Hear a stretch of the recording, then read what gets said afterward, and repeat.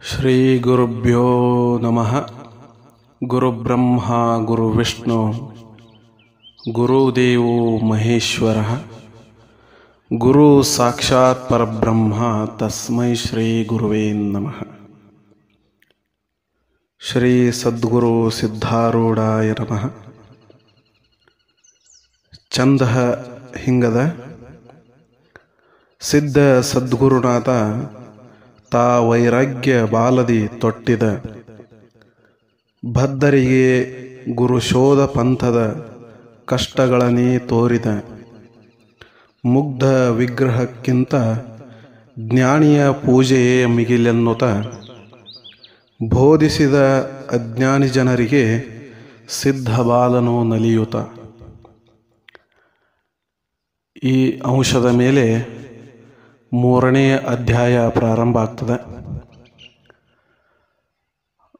ಶ್ರೀ ಸದ್ಗುರು ಸಿದ್ಧನಾಥನೇ, ನಿನಗೆ ಜಯವಾಗಲಿ.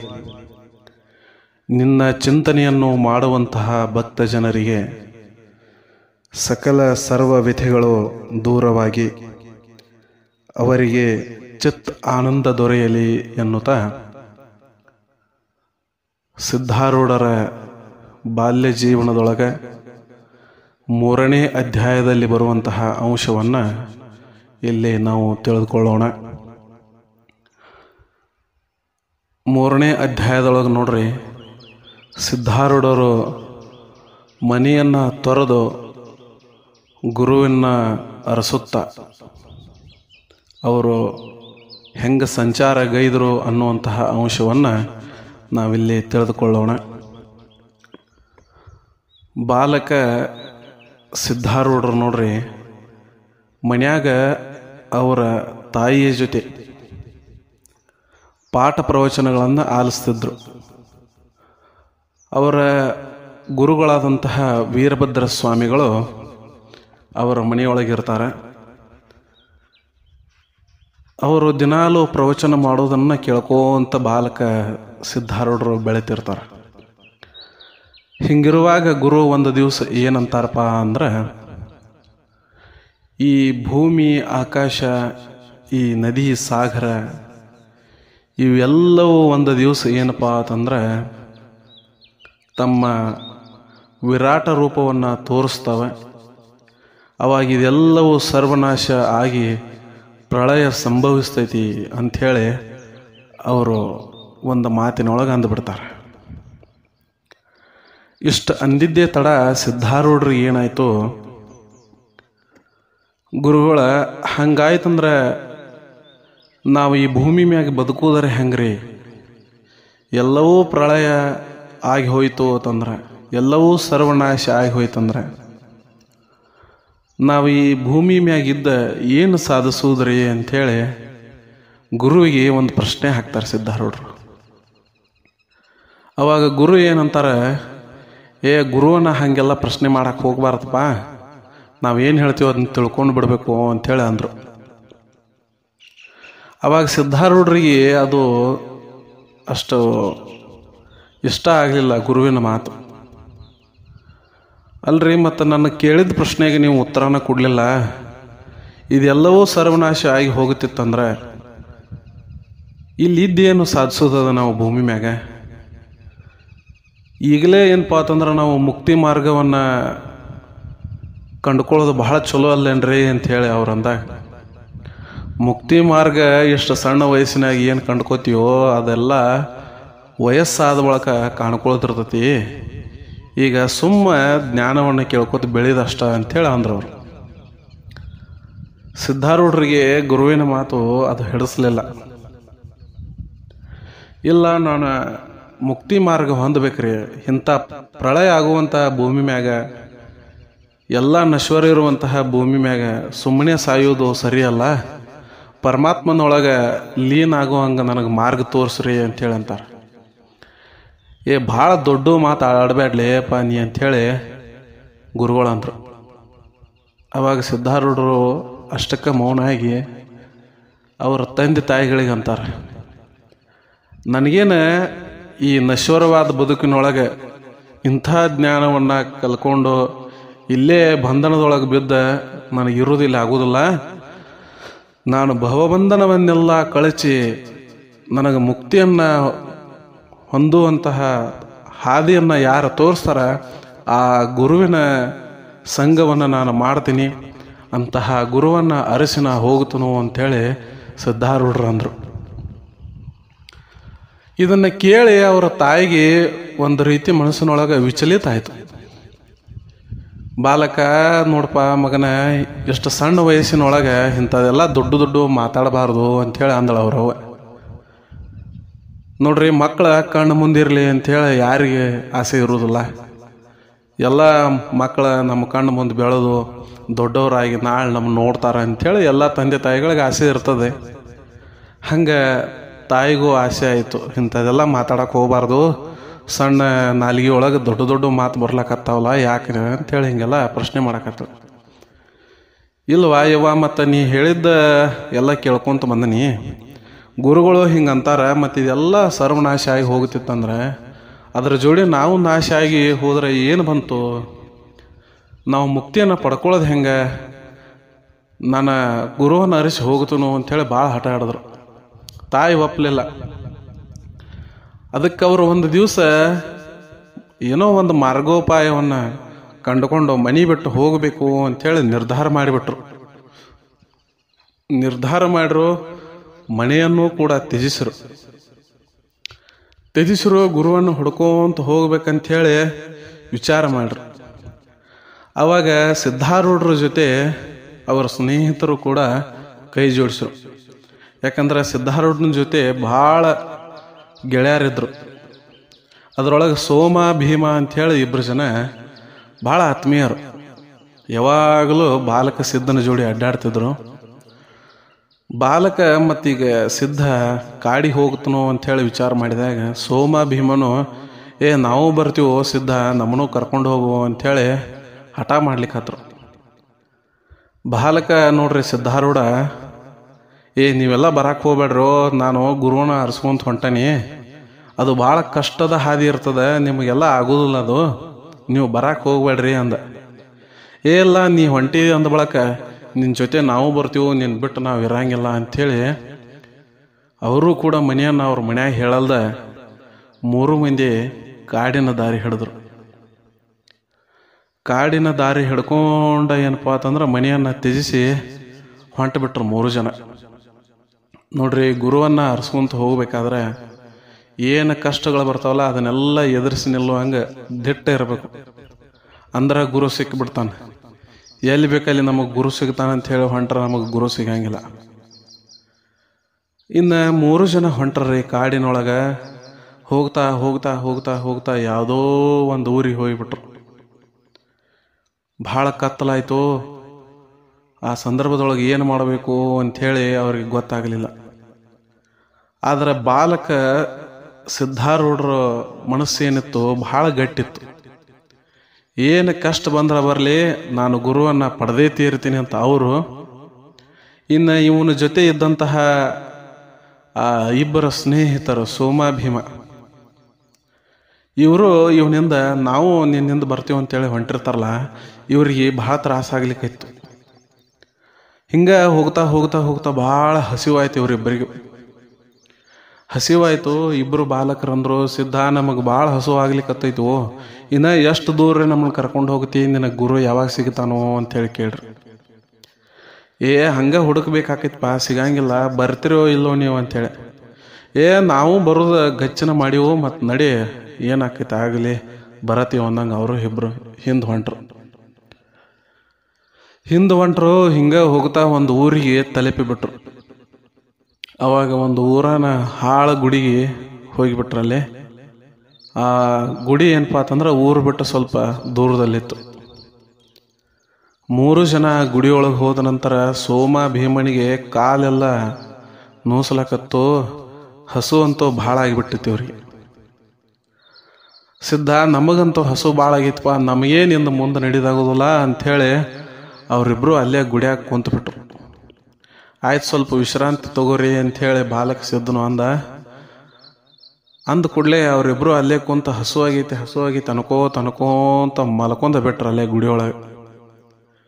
ಬಾಲಕ ಸಿದ್ಧ ಏನು ಮಾಡಿಬಿಟ್ಟ, ಆ ಗುಡಿ ಹಂತಿಕ ಮುಂದಿರುವಂತಹ ಒಂದು ಬಸವಣ್ಣ ಇತ್ತು, ನಂದಿಯ ವಿಗ್ರಹ. ಆ ಬಸವಣ್ಣನ ಮೇಲೆ, ನಂದಿಯ ವಿಗ್ರಹದ ಮೇಲೆ ಸಿದ್ಧಾರೂಢರ ಬಾಲಕ ಸಿದ್ಧ ಹೋಗಿ ಕುಂತ ನೋಡ್ಕೋ ಅಂತ ಹೇಳಿ ಕುಂತು ಬಿಟ್ಟಿದ್ದ. ಅವಾಗ ಆ ಗುಡಿಯ ಆಚಾರ್ಯಗಳು ಬಂದರು. ಯಾರ್ಲೇ ಮಗನ ನೀನು ಇಲ್ಯಾಕ ಕುಂತು ಬಿಟ್ಟಿ, ಏನು ನಿನಗೆ ದೇವರು ದಿಂಡ್ರು ಅನ್ನೋದು ಭಯ ಭಕ್ತಿ ಐತೋ ಇಲ್ಲೋ ಅಂಥೇಳಿ ಗರ್ಜಿಸ್ರು. ಗರ್ಜಿಸಿದ ಕೂಡಲೇ ನೋಡ್ರಿ, ಬಾಲಕ ಸಿದ್ಧನ ಮುಖದೊಳಗೆ ಯಾವುದೋ ಭಯ ಅನ್ನೋದೇ ಇಲ್ಲ. ಸುಮ್ಮ ಮಂದಸ್ಮಿತವಾಗಿ ನಕ್ಕೋತ ಆ ನಂದಿ ಮ್ಯಾಗ ಕುಂತು ಬಿಟ್ಟಾನ. ಅದು ಹೆಂಗೆ ಕಾಣ್ತಿತ್ತು ಅಂದ್ರೆ, ಸಾಕ್ಷಾತ್ ಪರಶಿವ ನಂದಿಯ ಮೇಲೆ ಸಂಚರಿಸುತ್ತಾ ಬಂದ ಬಾಲಕನಾಗಿ ಅಂದಂಗೆ ಅದು ಗೋಚರಿಸ್ತಿತ್ತು. ಆ ಬಾಲಕನ ಮುಖದೊಳಗೆ ದಿವ್ಯ ತೇಜಸ್ಸು, ಕಣ್ಣಿನೊಳಗೆ ಏನೋ ಕಾಂತಿ, ಮುಖದಲ್ಲಿ ಮಂದಸ್ಮಿತ ನಗು. ಆದ್ರೆ ಆಚಾರ್ಯ ನೋಡ್ರಿ ಬಂದು ಭಾಳ ಭಯಕತ್ತ. ಆ ಗುಡಿ ಪೂಜಾರಿ ಬಂದು ಇಳಿತೋ ಏನು ತಳಗ ಏನು ಬಡಗಿ ತೊಂದು ಬರಲಿ ಒಂದು, ನೀವೇನು ಮಾಡ್ರಿ ನಾ ಇಳಿದಿಲ್ಲ ಅಂದೇವ. ಸಿದ್ಧಾರೂಢ, ನಿನಗೆ ಹಿಂಗಾದ್ರೆ ನಡೆಯುವುದಿಲ್ಲ, ತಡಿ ನಿನಗೆ ಮಾಡ್ತಾನೋ ಅಂಥೇಳಿ ಆ ಪೂಜಾರಿ ಏನು ಮಾಡಿಬಿಟ್ಟ, ಮತ್ತೆ ಊರೊಳಗೆ ಹೋಗಿ ಮಂದಿನೆಲ್ಲ ಕರ್ಕೊಂಡ, ಒಂದು 3 ಜನ ಹುಡುಗರು ಬಂದಾವ. ಅದ್ರೊಳಗೆ ಒಬ್ಬ ನಂದಿ ಮ್ಯಾಗ ಕೂತ ಭಾಳ ಹಠ ಮಾಡ್ಲಕತ್ತಾನ, ಬರ್ರಿ ಇಲ್ಲಿ ಅಂಥೇಳಿ ಊರಾಗಿನ ಮಂದಿನೆಲ್ಲ ಕರ್ಕೊಂಡ ಪೂಜಾರಿ ಬಂದ. ನೋಡ್ರಿ, ಪೂಜಾರಿ ಬಂದ, ಅವರ ಜೊತೆ ಎಲ್ಲ ಜನಗಳ ಬಂದರು. ಯಾವಲೇ ನೀ ಯಾವೂರವ ಬಂದಿ, ದೇವರ ವಿಗ್ರಹ ಅದು ನಂದಿ, ಅದ್ರ ಮ್ಯಾಗ ಕುಂತಿ ಅಂದ್ರೆ ನಿನಗೆ ಎಷ್ಟು ಸೊಕ್ಕಿರಬೇಕು ಅಂದ್ರೆ ಎಲ್ಲರೂ. ಅವಾಗ ಬಾಲಕ ನೋಡ್ರಿ ಎಷ್ಟು ಚಂದ ಉತ್ತರಿಸಿದ ಅಂತಂದ್ರೆ, ಅವಂಗ ಒಂದು ಸ್ವಲ್ಪ ಮನಸ್ಸಿನೊಳಗೆ ಅಂಜಿಕೆ ಅಳಕೆಗಳಿಲ್ಲ. ಕುಂತವನು ನಾನು ದೊಡ್ಡವನು, ಕೂರಿಸಿಕೊಂಡವನು ಅವನು ದೊಡ್ಡವನು ಅಂದ. ಯಾಕ ಸಣ್ಣ ನಾಲಿಗೆಲಿ ದೊಡ್ಡ ಮಾತು ಬರ್ಲಾಕತ್ತಾವಲ್ಲ ಅಂಥೇಳಿ ಒಬ್ಬ ಗದರಿಸಿ ಬಡಿಲಾಕ ಬಂದ. ಮುಷ್ಟಿಯನ್ನು ಎತ್ತಿ ಏನು ಸಿದ್ಧಾರೂಢರಿಗೆ ಬಡಿಲಾಕ ಬಂದಿದ್ದ, ಅಲ್ಲಿ ಗೋಡೆಯ ಮೇಲಿರುವಂತಹ ಒಂದು ಮೊಳೆ ಅವನ ಕೈಗೆ ಚುಚ್ಚಿ ರಕ್ತ ಬರಕಿತ್ತು. ಇದನ್ನು ನೋಡಿ ಸ್ವಲ್ಪ ಜನ ಅಂಜಿಬಿಟ್ರು, ಇದೇನೋ ಆಯಿತು ಅಂಥೇಳಿ. ಅವಾಗ ಬಾಲಕ ಸಿದ್ಧಾರೂಢ ನೋಡ್ರಿ ನಕ್ಕೋತ ಎಷ್ಟು ಚಂದ ಉತ್ತರಿಸಿದ ಅಂದ್ರೆ, ಇದು ಭಾಳ ಹಳೆ ಗುಡಿಯಾಗಿತ್ತು, ನಂದಿಯೊಳಗೆ ಬರೇ ಕಲ್ಲು ಮೂರ್ತಿಯನ್ನು ಅಷ್ಟ ನೀವು ಕಾಣ್ಲತ್ತೀರಿ, ಇದರೊಳಗೆ ಯಾವುದೇ ಪ್ರಾಣ ಪ್ರತಿಷ್ಠಾಪನೆ ಆಗಿಲ್ಲ. ಅದಕ್ಕೆ ನಾನು ಇದರೊಳಗೆ ಜೀವವನ್ನು ತುಂಬುತ್ತಾ ಇದ್ದೀನಿ, ಶಕ್ತಿಯನ್ನು ತುಂಬುತ್ತಾ ಇದ್ದೀನಿ ಅಂಥೇಳಿ ಅಂದ. ನೋಡ್ರಿ ಎಷ್ಟು ಮಾರ್ಮಿಕವಾಗಿ ಉತ್ತರ. ಅವಾಗ ಸ್ವಲ್ಪ ಜನ ಅಂದರು, ನೀನು ಇದ್ರೊಳಗೆ ಜೀವ ತುಂಬ್ತೀಯೋ, ಇದೆಲ್ಲ ಅನಾದಿ ಕಾಲದಿಂದಲೂ ಪೂಜೆ ಮಾಡ್ಕೊತ ಬಂದೀವೋ ನಾವು, ಇದು ದೇವಸ್ಥಾನದ್ದು, ಇದರೊಳಗೆಲ್ಲ ಪ್ರಾಣ ಪ್ರತಿಷ್ಠಾಪನೆ ಎಂದೋ ಆಗೈತೆ ಅಂದ್ರ ಅವರು. ನೀವು ತಪ್ಪು ತಿಳ್ಕೊಂಡರಿ ಅಂತಂದ್ರ ಬಾಲಕ ಸಿದ್ಧಾರೂಢರು. ಕಲ್ಲು ವಿಗ್ರಹಗಳನ್ನು ಪೂಜೆ ಮಾಡಿ ಮಹಾನ್ ಸಂತರನ್ನ ಏನಪ್ಪಾ ಅಂತಂದ್ರೆ ನೀವು ಕಡೆಗಣಿಸ್ತಾ ಇದ್ದೀರಿ. ಕಲ್ಲು ವಿಗ್ರಹದ ಪೂಜೆಗಿಂತ ಶಿವಭಕ್ತರ ಪೂಜೆ ದೊಡ್ಡದದ. ಮೊದಲ ಅವರನ್ನ ಪೂಜಿಸ್ರಿ, ನೀವು ನೇರವಾಗಿ ಭಗವಂತನ ಪೂಜಿಸಿದಂಗೆ ಆಗ್ತದ. ಅದನ್ನು ಬಿಟ್ಟ ಈ ಕಲ್ಲನ ಪೂಜೆ ಯಾಕೆ ಮಾಡ್ಕೊಂತ ಕುಂತೀರಿ ಅಂತ ಹೇಳಿ ಸಿದ್ಧಾರೂಢರು ಅಂದರು. ಸ್ವಲ್ಪ ಜನಕ್ಕೆ ಸಣ್ಣ ಬಾಲಕನ ಮಾತು ಎಷ್ಟು ದೊಡ್ಡ ಬರ್ಲತ್ತಾವಂದ್ರೆ, ಈ ಬಾಲಕನೊಳಗೆ ಏನೋ ಒಂದು ಶಕ್ತಿ ಅದ, ಇವ ಸಾಧಾರಣ ಬಾಲಕ ಅಲ್ಲ ಅಂಥೇಳಿ ಸ್ವಲ್ಪ ಜನಕ್ಕೆ ಗೊತ್ತಾಯ್ತು.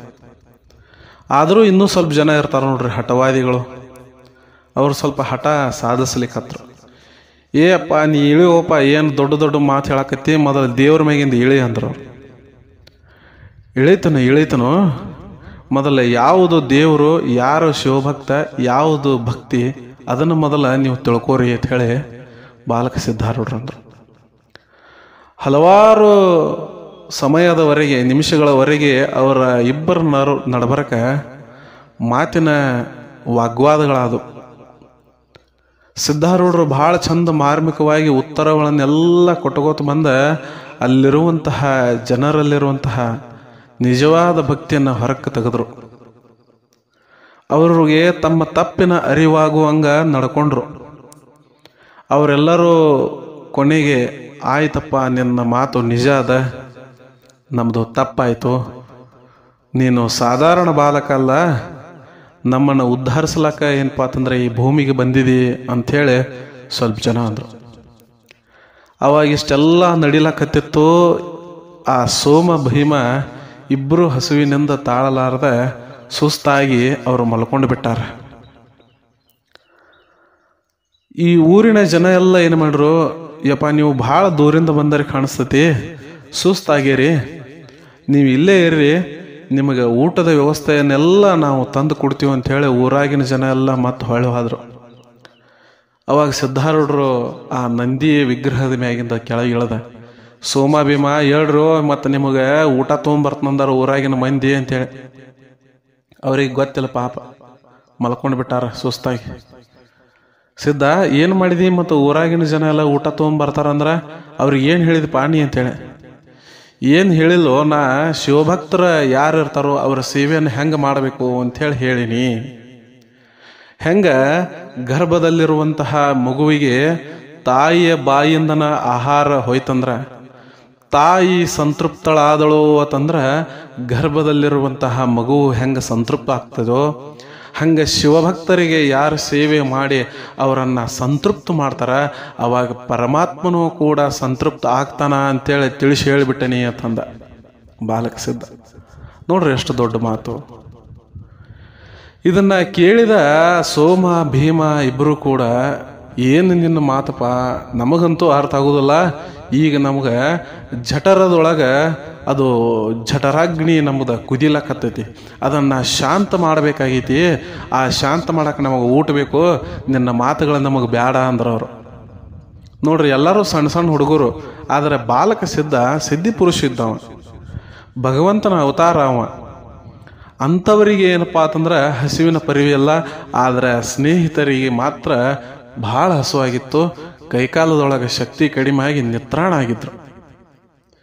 ಅವಾಗ ಸಿದ್ಧಾರೂಢರು ಅಂದರು, ಶಿವನ ಧ್ಯಾನವನ್ನು ಮಾಡಿ ಏನಪ್ಪ ಅಂತಂದ್ರೆ ನೀವು ಇದ್ರಿ ಅಂದ್ರೆ ಈ ಬಾಯಿಯ ಊಟದಿಂದ ನಿಮ್ಮದು ಹೊಟ್ಟೆ ತುಂಬತೈತಿ, ಆದ್ರೆ ಪರಮಾತ್ಮನ ಹೊಟ್ಟೆಯನ್ನು ತುಂಬಿಸುವಂತಹ ಜ್ಞಾನ ನಿಮ್ಮೊಳಗೆ ಬೇಕ್ರಿ ಅಂತೇಳಿ ಸಿದ್ಧಾರೂಢರು ಅಂದರು.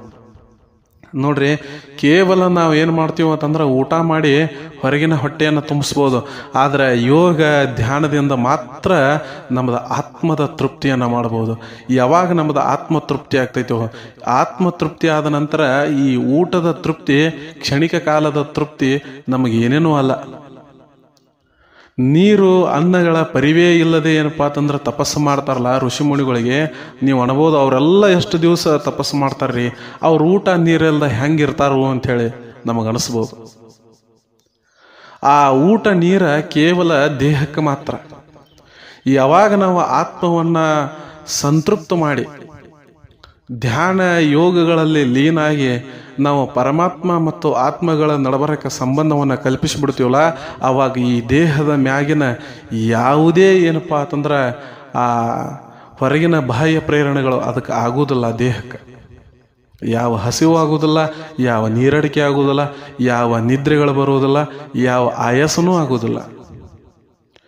ಆತ್ಮ ಭಗವಂತನ ನಡಬರಕ ಸಂಬಂಧವನ್ನು ಕಲ್ಪಿಸೋದು ಬಹಳ ದೊಡ್ಡದದ. ಹಂಗೆ ಸುಮ್ಮ ಎಲ್ಲರಿಗೂ ಬರುವುದಿಲ್ಲ ಅದು ಸಿದ್ಧಿ. ಅದನ್ನು ನಾವು ಹಠಯೋಗದಿಂದ, ಕರ್ಮಯೋಗದಿಂದ, ಧ್ಯಾನ ಯೋಗದಿಂದ ಅದನ್ನು ಸಾಧಿಸಬೇಕಾಗ್ತದೆ. ಇದನ್ನೆಲ್ಲ ತಿಳಿಸಿ ಸಿದ್ಧಾರೂಢರು ಆ ಸೋಮ ಭೀಮಗೆ ಹೇಳ್ರೆ, ಸೋಮ ಭೀಮಗೆ ಅವ್ರ ತಲೆಯೊಳಗಿದೇನೋ ಹೋಗುವಾತ್ರಿ. ಯಾಕಂದ್ರೆ ಈ ಪಾಮರರಿಗೂ ಮತ್ತು ಆ ಶಿವಭಕ್ತರಿಗೂ ವ್ಯತ್ಯಾಸ ಇರೋದು ನೋಡ್ರಿ. ಹಿಂಗಾಗಿ ಅವರಿಗೆ ಸಿದ್ಧಾರೂಢ, ನಿನ್ನ ಮಾತುಗಳು ನಿನ್ನ ಮಾತುಗಳು ಯಾವ ನಮಗೆ ಹೋಗುದಿಲ್ಲ, ನಾವು ಮೊದಲು ಊಟ ಮಾಡ್ತೀವಿ, ಆಮೇಲೆ ಮುಂದೆ ನೀ ಏನು ಹೇಳ್ತಿ ಹೇಳಂದ್ರ ಅವ್ರು. ಆಯ್ತು ತಗೋರಿಪ್ಪ, ಊಟ ತರಕ್ಕೆ ಊರಾಗಿನ ಜನ ಎಲ್ಲ ಹೋಗ್ಯಾರೋ, ತೊಗೊಂಬರ್ತಾರೋ, ತಳೀರಿ. ತಂದು ಕೂಡಲೇ ಸ್ವಲ್ಪ ಸಮಯದ ನಂತರ ಊರಾಗಿನ ಜನ ಎಲ್ಲ ಬಂದ್ಬಿಟ್ರಿ. ವಿಧ ವಿಧವಾದ ಅಡಿಗೆ ಮಾಡ್ಕೊಂಡು ಬಂದ್ಬಿಟ್ಟಿದ್ರು. ಅವಾಗ ಎಲ್ಲ ತಂದ ಆ ಮಕ್ಕಳ ಮುಂದೆ ಇಟ್ರು. ತಗೋರಿಪ್ಪ ಊಟ ಮಾಡ್ರಿ, ಸಂತೃಪ್ತ ಆಗರಿ ಅಂತ ಹೇಳಿ. ನೋಡ್ರಿ, ಎಲ್ಲರೂ ವಿಧ ವಿಧವಾದ ಊಟ ತಂದು ಇಟ್ಬಿಟ್ಟಾರೆ. ನಾವು ಊಟದ ಬೆನ್ನು ಹತ್ತಿದೀವೋ ಅಂತಂದ್ರೆ ನೋಡ್ರಿ, ನಮಗೆ ಊಟ ಸಿಗ್ತೈತೋ ಇಲ್ಲೋ, ಆದ್ರೆ ಪರಮಾತ್ಮನ ಬೆನ್ನು ಹತ್ತಿರಿ ನೀವು, ವಿಧ ವಿಧವಾದ ಊಟ ಪಂಚ ಪಕ್ವಾನಗಳು ನಮಗೆ ಬ್ಯಾಡ ಅಂದ್ರೂ ಬಂದು ನಮ್ಮ ಹತ್ತಿಗೆ ಬರ್ತಾವ. ಯಾಕಂದ್ರೆ ಹುಟ್ಟಿಸಿದ ದೇವತಾ ಹುಲ್ಲು ಮೇಯಿಸ್ತಾನೇನ್ರಿ, ಅವನ ಹುಟ್ಟಿಸ್ಯಾನಂದ ಬಳಕ ಅವ ಅನ್ನಕ್ಕೆ ಒಂದು ದಾರಿ ಮಾಡೇ ಇರ್ತಾನೆ ಯಾವಾಗಲೂ. ಆದ್ರೆ ಅದನ್ನು ನಾವು ಸನ್ಮಾರ್ಗದಲ್ಲಿ ನಡೆದ ಅದನ್ನು ನಾವು ಪಡ್ಕೋಬೇಕಾಗ್ತದೆ. ಯಾಕಂದ್ರೆ ಈಗ ಸಾಕಷ್ಟು ಜನ ಹಣ ಮಾಡ್ತಾರ್ರಿ, ವಾಮ ಮಾರ್ಗವನ್ನು ಹಿಡಿದು ಹಣ ಮಾಡ್ಕೋತಿರ್ತಾರೆ. ಈಗಿನ ಹಿರಿಯರು ಒಂದು ಮಾತು ಹೇಳ್ತಾರೆ, ಏನಪ್ಪಾ ಅಂತಂದ್ರೆ, ಯಾವಾಗಲೂ ಶ್ರದ್ಧಾಭಕ್ತಿಯಿಂದ ನಿಷ್ಠೆಯಿಂದ ಯಾವ ದುಡಿತಾನಲ್ಲ ಅವಂದು ಒಂದೇ ಹೊತ್ತಿನ ಊಟ ಅಂಥೇಳಿ ಅದ. ನೀವು ಕೇಳಿರ್ತೀರ ಅದನ್ನ. ನಿಷ್ಠೆಯಿಂದ ಇದ್ದವಂಗ ಯಾವಾಗಲೂ ಒಂದು ಹೊತ್ತಿನ ಊಟ ಅಷ್ಟೇ ಸಿಗ್ತಿರ್ತದೆ. ಯಾವ ಆ ನಿಷ್ಠೆಯನ್ನು ಬಿಟ್ಟು ಕಾಯಕವನ್ನು ಬಿಟ್ಟು ವಾಮ ಮಾರ್ಗದೊಳಗೆ ಹಲವಾರು ಹಣ ಗಳಿಸಿ ನಾವು ಮೆರಿಬೇಕಂತ ಹೇಳಿ ಮಾತಾಡ್ತಿರ್ತಾನಲ್ಲ, ಅವ ನಾನಾ ನಮೂನಿ ಊಟ ಮಾಡ್ತಿರ್ತಾನೆ. ನಿಷ್ಠೆಯಿಂದ ದುಡಿಯೋರಿಗೆ ಯಾವಾಗಲೂ ಒಂದ ಹೊತ್ತು ಊಟ.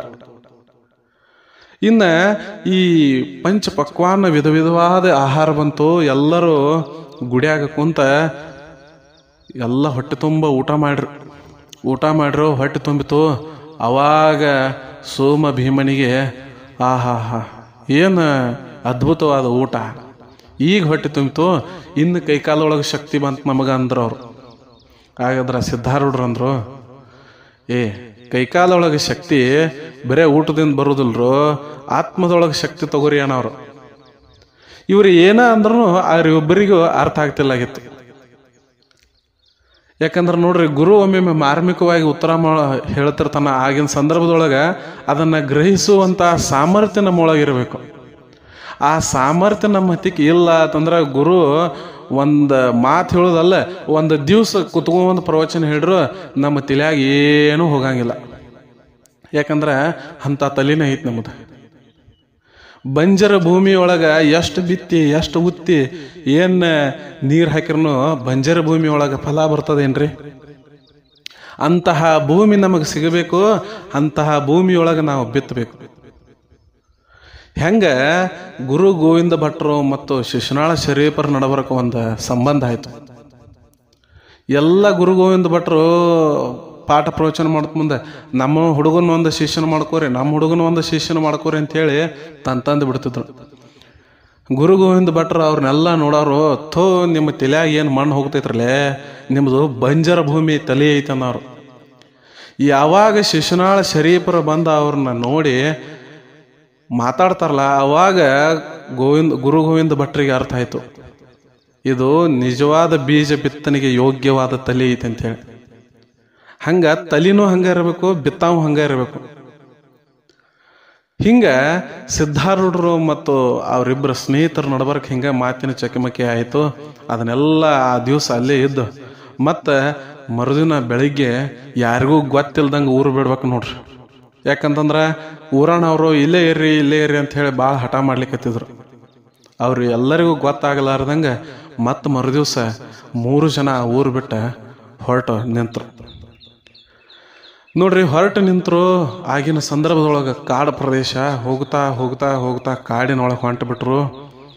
ಯಾಕಂದ್ರೆ ಹೊಟ್ಟಿಗೆ ನೋಡ್ರಿ ಒಂದು ಹೊತ್ತು ಹಾಕಿದ್ರೆ ಮತ್ತೆ ಇನ್ನೊಂದು ಗಳಿಗ್ಯಾಗ ಮತ್ತೆ ಹಸು ಆಗುದ. ಯಾಕಂತಂದ್ರೆ ಮುಂಜಾನೆ ನಾಷ್ಟ ಮಾಡ್ತೀವೋ, ಮಧ್ಯಾಹ್ನ ಊಟ ಮಾಡ್ತೀವೋ, ಮತ್ತು ರಾತ್ರಿ ಊಟ ಮಾಡ್ತೀವೋ, ಮತ್ತು ಮರುದಿವ್ಸ ಉಣ್ಬೇಕು. ಇದು ನಿರಂತರ ಇದೆ. ಹಂಗೆ ಸೋಮ ಭೀಮರಿಗೆ ರಾತ್ರಿ ಏನೋ ಉಂಡಿದ್ರು, ಮರುದಿವ್ಸ ಮತ್ತೆ ಹಸು ಆಗ್ಲಕ್ಕಿತ್ತು. ಹಂಗೆ ಕಾಡಿನಾಗ ಹೊಂಟ್ರು.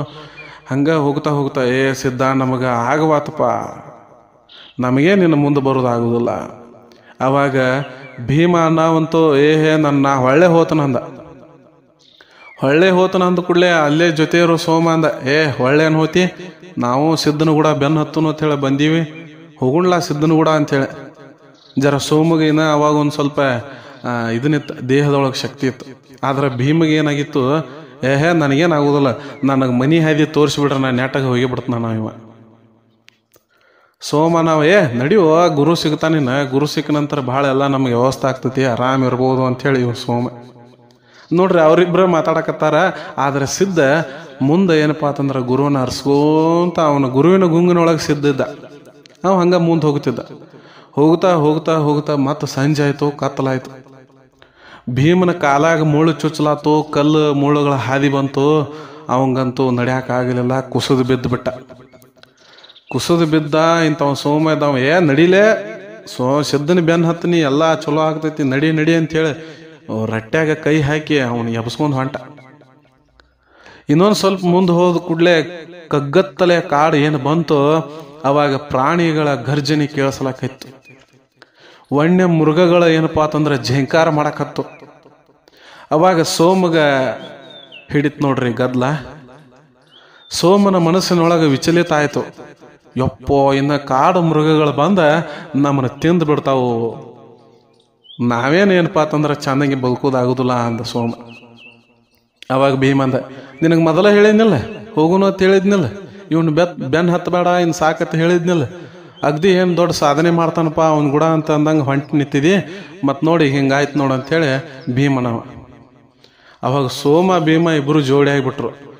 ಸಿದ್ಧ, ನಮಗೇನು ಇಲ್ಲಿ ಮುಂದೆ ಬರೋದಾಗೋದಿಲ್ಲಪ್ಪ, ನಾವು ಇನ್ನು ಗುರುವಿನ ಹತ್ತಿಗೆ ಹೋಗ್ತೀವಿ ಇಲ್ಲೋ, ಮೊದಲು ನಾವು ಬದುಕಿರ ಸಾಕಾಗೈತಿ ಅಂದ್ರ ಅವ್ರು.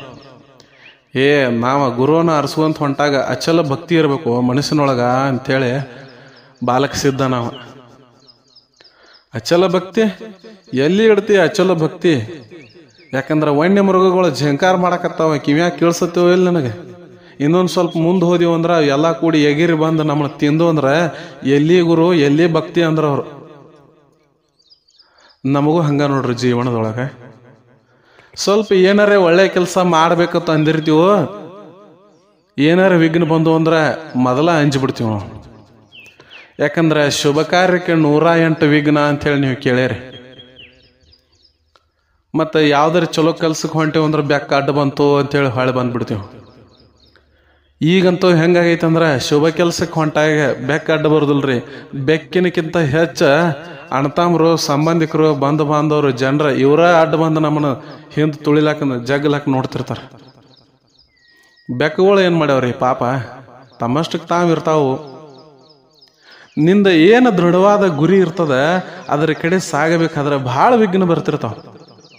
ಅದನ್ನೆಲ್ಲ ಮೇಟಿ ನಿಲ್ಬೇಕು. ನಾವು ಸಾಧನೆ ಮಾಡಿದ ಬಳಕ ಇವು ಸಾಧನೆ ಮಾಡ್ಯಾನಂತ ಅಷ್ಟ ಗುರುತಿಸ್ತಾರೆ ಜನ, ಹೊರತು ಅವ ಹಿಂದೆ ಏನು ಕಷ್ಟಪಟ್ಟಾನು ಅನ್ನೋದನ್ನ ಯಾರೂ ತಿಳ್ಕೊಳಂಗಿಲ್ಲ. ಅದು ಈಗಿನ ಪರಿಸ್ಥಿತಿ ಒಳಗಂತೂ ಬಹಳ ಕಷ್ಟ ಸಾಧ್ಯ ಐತೆ ಅದು ತಿಳ್ಕೊಳ್ಳೋದು. ಇವ ಕಷ್ಟಪಟ್ಟ ಮ್ಯಾಗ ಬಂದನಪ್ಪ ಅಂಥೇಳಿ ಯಾವ್ರ ಬಂದಂದ್ರೆ ಅದು ಬಹಳ ದೊಡ್ಡ ಮಾತು ಈಗಿನ ಸಂದರ್ಭದೊಳಗೆ. ಏನೋ ಸಾಧನೆ ಮಾಡಿ ಒಂದು ಚಲೋ ನೌಕರಿ ಹಿಡ್ದ, ಭಾಳ ಒಂದು ಉನ್ನತ ಉದ್ಯೋಗ ಆದಂದ್ರೆ ಏನೋ ಗದ್ದಲ ಮಾಡ್ಯಾನ ಹೇಳಿ ಎಲ್ಲ ನೋಡಿ ಬರೆದಿರ್ಬೇಕು, ಪರೀಕ್ಷೆ ಒಳಗೆ ರೊಕ್ಕ ಕೊಟ್ಟು ಮಾಡಿಸ್ಕೊಂಡಾನು, ಅವಂದೇನು ಹೇಳ್ತಿ ಅಂಥೇಳಿ ಹಿಂಗೆಲ್ಲ ಮಾತಾಡೋ ಮಂದಿ ಭಾಳ ಇರ್ತೈತಿ. ಅದ್ರ ಕಡೆ ಏನು ತಲೆ ಕೆಡ್ಸ್ಕೊಳಕ್ಕೆ ಹೋಗಬಾರ್ದಾಗಿ. ಹಿಂಗೆ ಸಿದ್ಧ ಬಾಲಕ ಸಿದ್ಧ ಅವ್ ಮುಂದೆ ಹೋಗೋ ಸಂದರ್ಭದಾಗ ಇವರಿಬ್ಬರು ಮಾತಾಡ್ರು. ಬಾಲಕನ ಸಿದ್ಧನ ತಲೆಯೊಳಗೆ ನೋಡ್ರಿ ಅದ್ಯಾನು ಹೋಗ್ತಿಲ್ಲಾಗಿತ್ತು. ಯಾಕಂದ್ರೆ ಅವನ ತಲೆಯೊಳಗೆ ಇದ್ದದ್ದು ಒಂದ, ನಾನು ಹೆಂಗರೆ ಮಾಡಿ ಗುರುವನ್ನ ಪಡೆದೇ ತೀರ್ತೀನಿ, ನಾನು ಮುಕ್ತಿ ಮಾರ್ಗವನ್ನ ಒಂದೇ ಹೊಂತೀನಿ ಅಂತೇಳಿ ಅವನ ತಲೆ.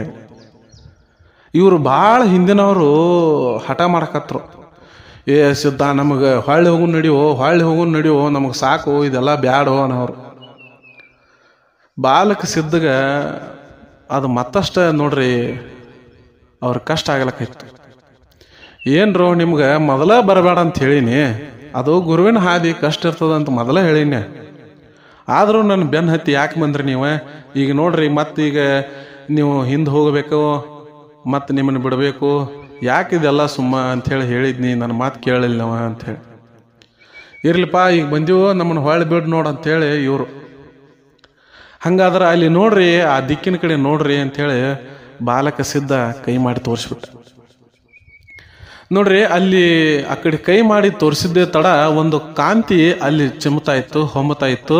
ಅವ್ರಿಗೆ ಅರಿವಾಯ್ತು, ಓಹೋ ಈ ದಿಕ್ಕಿನ ಕಡೆ ಮಣಿಗಳು ಅದಾವ, ಯಾವುದೋ ಒಂದು ಊರು ಐತಿ ಅಂಥೇಳಿ. ನಡ್ರಿ ನಿಮ್ಮನ್ನೆಲ್ಲ ಅಲ್ಲಿ ಬಿಡ್ತನು ಅಂಥೇಳಿ 3 ಜನ ಮತ್ತೆ ಆ ಊರಿನ ಕಡೆ ಹೆಜ್ಜೆ ಹಾಕ್ಲಕತ್ರು. ಊರಿನ ಕಡೆ ಹೆಜ್ಜೆ ಹಾಕರು. 3 ಜನ ಹೋಗಿ ಅಲ್ಲಿ ಪಾಳು ಬಿದ್ದ ದೇವಸ್ಥಾನ ಇತ್ತು. ಆ ದೇವಸ್ಥಾನದೊಳಗೆ ಹೋಗಿ ಉಳ್ಕೊಂಡ್ರು. ಪಾಳು ಬಿದ್ದು ದೇವಸ್ಥಾನ ಗ್ವಾಡೆಲ್ಲ ಏನಪ್ಪಾ ಅಂತಂದ್ರೆ ಬ್ರೇಕ್ ಬಿಟ್ಟಿತ್ತು, ಸೀಳಿತ್ತು. ಇದನ್ನ ನೋಡಿ ಬಾಲಕ ಸೋಮ ಮತ್ತು ಭೀಮನಿಗೆ ಏನು ಅನಿಸ್ತು? ಅಯ್ಯೋ, ಇಂಥ ಹಾಳು ಬಿದ್ದು ಗುಡಿಯಾಗ ತಂದು ನಾವು ನಿಂತೀವ, ಇನ್ನು ರಾತ್ರಿ ಇದು ಗುಡಿ ನಮ್ಮ ಎದಿ ಮ್ಯಾಗ ಬಿತ್ತಂದ್ರೆ ಹೆಂಗೆ? ಈ ಗಾಡಿ ನಮ್ಮ ಮ್ಯಾಗ ಎದಿ ಮ್ಯಾಗ ಬಿತ್ತಂದ್ರೆ ಹೆಂಗೆ? ನಾವು ಇಲ್ಲೇ ಸತ್ತೀವಿ ಅಂದ್ರೆ ಹೆಂಗೆ? ನಮ್ಮ ಮನ್ಯಾಗ ಅವ್ವ ಅಪ್ಪಗೆ ನಾವು ಹೇಳಲ್ದ ಬಂದೀವು, ಅವ್ರು ನಮ್ಮ ಸಂಬಂಧ ಎಷ್ಟು ಕಷ್ಟಪಡ್ಲಾತಾರೋ, ನಾವು ಇಲ್ಲೇ ಸತ್ತು ಬಿಟ್ಟು ಅಂದ್ರೆ ಹೆಂಗೆ ಅಂಥೇಳಿ ಬರೀ ಇದೇ ವಿಚಾರ ಅವ್ರ ತಲೆಯಾಗ. ಅವಾಗ ಸಿದ್ಧಾರೂಢರು ಬಾಲಕ ಸಿದ್ಧ ಅಂದ, ಅಲ್ಲೋ ಕಾಡಿನೊಳಗಿದ್ದಾಗ ಮೃಗಗಳಿಂದ ಸಾಯ್ತಾನ ಅನ್ನೋ ಚಿಂತೆ, ಊರಿನೊಳಗೆ ಬಂದ ನಂತರ ಇಲ್ಲಿ ನಮಗೆ ಆ ಮ್ಯಾಗ ಮೈ ಮ್ಯಾಗ ಬಿತ್ತಂದ್ರೆ ಹೆಂಗ ಅನ್ನೋವಂಥ ಚಿಂತೆ, ಜನರು ಬಂದ್ರೆ ಬಡದ ಕೊಲ್ತಾರೋ ನಮ್ಮನ್ನು ಹೆಂಗೆ ಮಾಡೋದು ಅನ್ನೋವಂಥ ಚಿಂತೆ. ನೋಡ್ರಿ, ಊರೊಳಗೂ ನಿಮಗೆ ಅದ ಚಿಂತೆ, ಕಾಡಿನೊಳಗೂ ಅದ ಚಿಂತೆ. ಹಿಂಗೆಲ್ಲ ಚಿಂತೆಯೊಳಗೆ ಬದುಕ್ತೀರಿ ಹಾಕ್ರು. ನಿಜವಾದ ಏನಪ್ಪಾ ಅಂತಂದ್ರೆ ಆಧ್ಯಾತ್ಮದ ರುಚಿ ಇದ್ದವ್ರಿಗೆ ಇದು ಏನೂ ಆಗೋದಿಲ್ರು ಅಂಥೇಳಿ ಅವರು. ಬಿಡೋಪ್ಪ, ನಾವೆಲ್ಲ ಮನೆ ಬಿಟ್ಟು ನಿನ್ನ ಸಂಬಂಧ ಬಂದೀವು, ನಮ್ಮ ಅವ್ವ ಅಪ್ಪ ಎಷ್ಟು ಕಷ್ಟಪಡ್ಲಾಕತ್ತಾರೋ ಏನೋ ಅಂಥೇಳಿ ಅವರು ಭಾಳ ವಿಚಾರ ಮಾಡಕತ್ತರು, ಬಾಲಕ ಸೋಮ ಮತ್ತು ಭೀಮ. ಆಯ್ತು ಬಿಡ್ರಿಪ್ಪ ಅಂಥೇಳಿ ಅಂದರು. ಅವಾಗ ನೋಡ್ರಿ ಮತ್ತೆ ರಾತ್ರಿ ಆದ ಕೂಡಲೇ ಭಾಳ ಹಸು ಆಗ್ಲಿಕ್ಕತ್ತೀವ್ರಿ. ಅವಾಗ ಹಸು ಆಕಿತ್ತು. ಬಾಲಕ ಸೋಮ ಭೀಮ ಏನಂದ್ರು, ನಾವು ಊರಾಗ ಹೋಗಿ ಸ್ವಲ್ಪ ಭಿಕ್ಷಾಟನೆಯನ್ನು ಮಾಡ್ಕೊಂಡು ಬರ್ತೀವೋ ಅಂಥೇಳಿ ಅನ್ನಕತ್ರು. ಭಿಕ್ಷಾಟನೆ ಮಾಡ್ಕೊಂಡು ಊರಾಗ ಬರಕ್ಕೆ ಹೋಗ್ಬೇಡ್ರು, ಊರು ಹೆಂಗೈತೋ ಏನೋ ಗೊತ್ತಿಲ್ಲ, ಶಿವನ ಧ್ಯಾನದಲ್ಲಿ ಮುಳುಗ್ರಿ, ನಿಮಗೆ ಶಿವ ಇಲ್ಲೇ ಎಲ್ಲ ನಿಮ್ಗೆ ಏನು ಬೇಕು ತಂದು ಕೊಡ್ತಾನ ಅಂಥೇಳಿ. ಶಿವನ ಧ್ಯಾನದೊಳಗೆ ಮುಳುಗಿರ ಶಿವ ನಮಗೇನು ತಂದು ಕೊಡ್ತಾನ್ರಿ? ಎಷ್ಟು ಈಗಿನ ಸಂದರ್ಭದೊಳಗೆ ಮಂದಿ ಹೆಂಗೈತೆ ಅಂದ್ರೆ ಬರೇ ಒಂದು ದೇವಸ್ಥಾನಕ್ಕೆ ಹೋಗಿಸಿಂದ ಅಲ್ಲಿ ಬೇಡ್ಕೋತ ನಿಂತ್ಬಿಡೋದು. ದೇವ್ರ ನನಗೆ ಅದು ಬೇಕಾಗೈತಿ, ಇದು ಬೇಕಾಗೈತಿ, ನನಗೆ ಹಂಗೆ ಮಾಡು ಹಿಂಗೆ ಮಾಡು ಅಂಥೇಳಿ ಬೇರೆ ಬೇಡೋ ಸಂಖ್ಯೆನ ಹೆಚ್ಚಾಗೈತಿ. ಆಗಿನ ಸಂದರ್ಭದೊಳಗೂ ಅವರು ಅದನ್ನ ಮಾಡ್ರು. ಬ್ಯಾಡ್ರು ಹೋಗ್ಬೇಡ್ರು ಊರಾಗ ಅಂದರು. ಸಿದ್ಧನ ಮಾತು ಕೇಳಿಲ್ಲ. ಇಬ್ಬರು ಭಿಕ್ಷಾಟನೆ ಮಾಡ್ಕೊಂಡು ಬರ್ತೀವಿ, ನಾವು ಹೊಟ್ಟೆ ತುಂಬ ಉಣ್ತೀವಿ ಅಂತ ಹೇಳಿ ಹೋದ್ರು. ಇಬ್ಬರು ಒಂದು ಮನೆ ಮುಂದೆ ಹೋಗಿ ನಮಗೆ ಭಿಕ್ಷಾ ಹಾಕ್ರಿವ ಯವ್ವ ಅಂಥೇಳಿ ಬೇಡ್ಕೊಂಡ್ರು. ಅವಾಗ ಒಳಗಿಂದ ಮನೆ ಯಜಮಾನ ಒಡತಿ ಬಂದ, ಯಾರು ನೀವು, ಯಾರಕ್ಕೆ ಇಲ್ಯಾಕೆ ಬಂದಿರಿ, ಯಾವ ಊರವ್ರು ನೀವು ಅಂಥೇಳಿ. ಇಲ್ಲ, ನಾವು ಹಿಂಗೆ ಗುರುವಿನ ಅರ್ಸುವಂತ ಹೊಂಟೀವು, ನಮಗೆ ದಿಕ್ಕು ತೋಚಲಿಲ್ಲ, ನಮಗೆ ಹಸು ಭಾಳ ಆಗೈತಿ, ಊಟ ಕೊಡ್ರಿ ಅಂಥೇಳಿ. ಅವಾಗ ನೋಡ್ರಿ ಮನೆ ಯಜಮಾನತಿ ಬಂದು ಹಿಂಗೆಲ್ಲ ಅಂದಾಳು. ಅನ್ಕೊಂತ ಇವ್ರಿಬ್ಬರು ನಡಬರ್ಕ ಮಾತನಾಡತ್ತೀವಿ. ಒಳಗಿಂದ ಯಜಮಾನ ಬಂದ, ಈ ಊರೊಳಗೆ ಭಾಳ ತುಡುಗಾಗ್ಲಿಕ್ಕತ್ತಿತ್ತು, ಬಹುಶಃ ನೀವ ಏನೋ ಇದ್ರು ಇರ್ಬೋದವ್ರ, ಯಾಕಂದ್ರೆ ಹಿಂಗೆ ಭಿಕ್ಷಾಟನೆ ಮಾಡ್ಕೋಂತ ಮನಿ ಯಾರ್ಯಾರು ಅದಾರು ಯಾರ್ಯಾರಿಲ್ಲ ಅಂಥೇಳಿ ನೋಡಿ ನೀವು ರಾತ್ರಿ ಬಂದು ತುಡುಗು ಮಾಡೋರು ಅದಿರ್ ಕಾಣಿಸ್ತತಿ, ನಿಮ್ಮನ್ನ ತಡಿ, ನಿಮ್ಮನ್ನ ಬರಬ್ಬರಿ ಮಾಡ್ತಂತೇಳಿ ಅವ್ರಿಗೆ ಹೊಡಿಲಾಕ ಬಂದ. ಆವಾಗ ಸೋಮ ಭೀಮ ಇಬ್ಬರು ಅವ್ರ ಕಾಲಿಗೆ ಬಿದ್ದು, ಅಲ್ರಿಪ್ಪ ನಾವೆಲ್ಲ ತುಡುಗು ಮಾಡೋರಲ್ಲ, ನಾವು ಹಿಂಗೆ ಬಂದಿದ್ದೀವು ಹಂಗೆ ಅಂಥೇಳಿ ಎಲ್ಲ ತಿಳಿಸಿ ಹೇಳ್ರು. ಅವ್ರು ಕೇಳಿಲ್ಲ. ಅವಾಗ ಯಜಮಾನ ಬಂದ ಅವ್ರಿಗೆ ಕಪಾಳಿಗೆ ಒಂದು 4 ಬಡದ ಕಿಸಿಂದ ಹೋಗ್ತೀರ ನಿಲ್ಲದ ಹೇಳಿ ಬಡದು ಕಳಿಸ್ಬಿಟ್ಟ. ಇಬ್ಬರು ಸಪ್ಪ ಮಾರಿ ಮಾಡ್ಕೊಂಡ ಕಿಸಿಂದ ಮತ್ತೆ ಅದೇ ಪಾಳು ಬಿದ್ದು ದೇವಸ್ಥಾನಕ್ಕೆ ಬಂದ್ಬಿಟ್ರು. ಪಾಳು ಬಿದ್ದು ದೇವಸ್ಥಾನಕ್ಕೆ ಬಂದ ನಂತರ ಅಲ್ಲಿ ಆ ದೇವಸ್ಥಾನದ ಒಳಗೆ ಸಿದ್ಧ ನಕ್ಕೋಂತ ಕುಂತ್ಬಿಟ್ಟಿದ್ದ. ಯಾಕ್ರೋ ಮತ್ತೆ ಭಿಕ್ಷಾಟನೆ ಮಾಡಿ ಎಲ್ಲ ಊಟ ತಗೊಂಡು ಬಂದು ಆರಾಮ ಉಂಡು ಮಕ್ಕೋಬೇಕಂತ ಮಾಡಿದ್ರಿ, ಮತ್ತೆ ಯಾಕೆ ಸಪ್ಪಿ ಮಾರಿ ಹಾಕೊಂಡು ಬಂದ್ರಿ ಅಂತೇಳಿ. ಇಲ್ಲಪ್ಪ ಹಿಂಗಾಯ್ತು ಅಂಥೇಳಿ ನಡೆದ ವೃತ್ತಾಂತವನ್ನೆಲ್ಲ ಅವರಿಬ್ಬರು ತಿಳಿಸಿ ಹೇಳ್ರು. ಅವಾಗ ಬಾಲಕ ಸಿದ್ಧ ಅಂದ, ನಿಮ್ಗೆ ಮೊದಲ ಹೋಗ್ಬೇಡ ಅಂತ ಹೇಳಿದ್ನಿಲ್ಲ, ಶಿವನ ಧ್ಯಾನದಲ್ಲಿ ನೀವು ಮುಳುಗ್ರಿ, ನಿಮ್ಗೆ ಇಲ್ಲೇ ಬರ್ತಂತೆ ಅಂತ ಹೇಳಿದ್ನಿ, ನೀವ್ಯಾರೂ ನನ್ನ ಮಾತು ಕೇಳಲಿಲ್ಲ ಅಂತಂದ.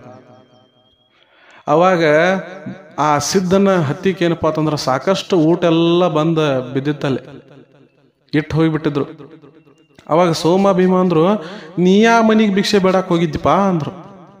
ನಾ ಯಾಕೆ ಭಿಕ್ಷೆ ಬೇಡಕ್ಕೆ ಹೋಗ್ಲಿ, ನಾ ಇಲ್ಲೇ ಶಿವನ ಧ್ಯಾನದೊಳಗೆ ಮುಳುಗಿದ್ನಿ. ಈ ಗುಡಿ ಪೂಜಾರಿ ಬಂದ, ಅವಾಗ ದೇವರಿಗೆ ನೈವೇದ್ಯನ ತೋರಿಸಿ, ಅದ ನೈವೇದ್ಯ ದೇವರು ತಿನ್ನೋದಿಲ್ಲ, ಅದನ್ನು ನೀನ ತಿನ್ನು ಅಂಥೇಳಿ ನನ್ನ ತಿಕ್ಕ ಇಟ್ಟು ಹೋಗ್ಯಾನಪ್ಪ. ಮತ್ತು ನೀವು ಬರ್ತೀರಿ ಅಂಥೇಳಿ ನಾ ಕಾಯ್ಕೋಂತ ಕುಂತಿದ್ನಿ, ಬರ್ರಿ ಎಲ್ಲರೂ ಕೂಡಿ ಊಟ ಮಾಡೋಣ ಅಂಥೇಳಿ.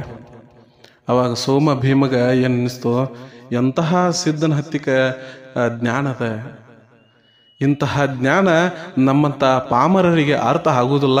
ಸಿದ್ಧ, ನಿನ್ನ ಗುರುವಿನ ಹಾದಿಯನ್ನು ಏನು ನೀ ಹಿಡ್ದಿಲ್ಲ, ಭಾಳ ಒಳ್ಳೆಯ ಮಾರ್ಗದ, ನಿನ್ನಷ್ಟು ಈ ಕಠಿಣ ಮಾರ್ಗದೊಳಗೆ ಚಲಿಸುವಂತಹ ಆ ತ್ರಾಣ ನಮ್ಮಲ್ಲಿ ಇಲ್ಲ. ಅಂತಹ ಗಟ್ಟಿ ಮನಸ್ಸು ನಮ್ಮಲ್ಲಿ ಇಲ್ಲ. ಅದಕ್ಕೆ ನಾವು ಊರಿಗೆ ಹೋಗ್ತೀವಪ್ಪ, ನೀನು ಒಳ್ಳೆಯ ಸಿದ್ಧಿ ಪುರುಷನಾಗು, ಗುರುವಿನ ಆಶಯದೊಳಗೆ ನೀನು ಚಂದಂಗೆ ಮೆರಿ ಅಂಥೇಳಿ ಆ ಸೋಮ ಭೀಮ ಆ ಗೆಳೆಯನಾದಂತಹ ಸಿದ್ಧನಿಗೆ ಹೇಳ್ರಿ. ಆಯಿತು, ನಿಮ್ಮ ಇಚ್ಛೆ ಅಂತೆ ನಾನು ಆ ಗುರುವನ್ನ ಅರಸಿ ಹೋಗ್ತೀನಿ, ನೀವು ರಾತ್ರಿ ಇಲ್ಲೇ ಮಲ್ಕೋರಿ, ನಾನು ನಿಮ್ಮ ಜೊತೆ ಮಲ್ಕೊತೀನಿ, ನಾನು ಗುರುವಿನ ಹುಡುಕಾಡ್ಕೊಂತ ಹೋತನು, ನೀವಿಬ್ಬರು ಬೆಳಗ್ಗೆ ನಿಮ್ಮ ಊರಿಗೆ ನೀವು ಹೋಗ್ರಿ ಅಂತ ಹೇಳಿ ಸಿದ್ಧಾರೂಢರು ಅಂದರು. ಅವಾಗ ಸಿದ್ಧಾರೂಢರು ಅವ್ರನ್ನ ಕಳಿಸುತ್ತ ಮುಂದೆ ಅವ್ರಿಗೆ ಆಶೀರ್ವಾದ ಮಾಡ್ರು. ನಾನು ಮೆರೆದ್ರೆ ಹೆಂಗೆ ಮೆರಿತನಲ್ಲ ಹಂಗೆ ನೀವು ಒಳ್ಳೆಯ ಸಮಾಜದೊಳಗೆ ಸ್ಥಾನಮಾನವನ್ನು ತಗೊಂಡು ಚಂದಂಗೆ ಮುಂದೆ ಬೆಳೆದ ದೊಡ್ಡವರಾಗಿರಿ, ನಿಮ್ಮ ಜೀವನಕ್ಕೆ ಎಲ್ಲ ಚಲೋ ಆಗ್ತೈತಿ ಅಂಥೇಳಿ ಆ ಬಾಲಕ ಸಿದ್ಧ ಅವರಿಬ್ಬರಿಗೂ ಆಶೀರ್ವಾದ ಮಾಡಿ ಬೆಳಗ್ಗೆ ಗುರುವಿನ ದಾರಿಯನ್ನು ಹಿಡ್ಕೊಂಡ ಅವ ಹೊರಟ. ಇವರಿಬ್ಬರು ಬಾಲಕರು ತಮ್ಮ ಮನೆಯ ಹಾದಿಯನ್ನು ಹಿಡ್ಕೊಂಡು ಇವರು ವಿರುದ್ಧ ದಿಕ್ಕಿನೊಳಗೆ ಹೊಂಟರು. ಹಿಂಗೆ ಗುರುವನ್ನು ಅರಸ್ಕೋತ ಹೋಗುವಂತಹ ಈ ಅಧ್ಯಾಯ ನಿಮಗೆ ಸಂಪೂರ್ಣವಾಗಿ ತಿಳಿದೈತಿ ಅಂತ ಹೇಳಿ ನಾನು ಭಾವಿಸ್ತೇನೆ. ಈ ಗುರುವಿನ ಈ ಮಾಹಿತಿ ಏನದಲ್ಲ, ನೀವೆಲ್ಲ ಸಂಪೂರ್ಣವಾಗಿ ಕೇಳಿದ ನಂತರ ನಿಮ್ಮ ಬಂಧು ಬಾಂಧವರಿಗೂ ಇದರ ಲಿಂಕನ್ನು ಕಳಿಸ್ರಿ, ಅವರೂ ಕೂಡ ಕೇಳಲಿ. ಯಾಕಂದ್ರೆ ನಮಗೆ ಹೆಂಗೆ ಪುಣ್ಯ ಸಿಗ್ತೈತೋ ಹಂಗೆ ಬೇರೆಯವರಿಗೂ ಸಿಗುವಂಥ ಅವಕಾಶವನ್ನು ಮಾಡಿಕೊಡ್ರಿ. ಎಲ್ಲರೂ ಏನಪ್ಪ ಅಂತಂದ್ರೆ ಸಿದ್ಧಾರೂಢರ ಕೃಪೆಗೆ ಪಾತ್ರರಾಗ್ರಿ ಅಂತ ಹೇಳ್ತಾ ಸಿದ್ಧಾರೂಢರ 3ನೇ ಅಧ್ಯಾಯವನ್ನು ನಾನಿಲ್ಲಿಗೆ ಮುಗಿಸ್ತಾ ಇದ್ದೀನಿ. ನಮಸ್ಕಾರ.